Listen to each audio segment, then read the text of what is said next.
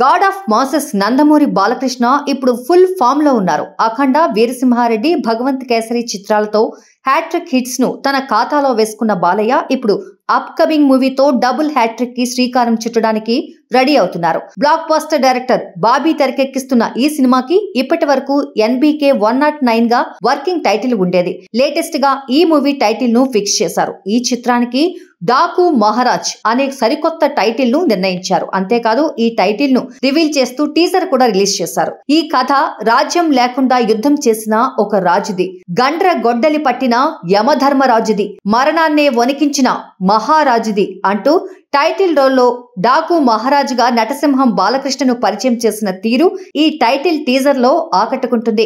మహారాజుల కాలంతో పాటు మోడర్న్ కాలానికి సంబంధించి రెండు ప్రపంచాలను ఈ సినిమా కోసం బాబీ ఆవిష్కరించినట్టు ఈ టైటిల్ టీజర్ ను బట్టి తెలుస్తోంది. డాకు మహారాజుగా పీరియడ్ లుక్ లో బాలయ్య అదరగొడుతున్నారు.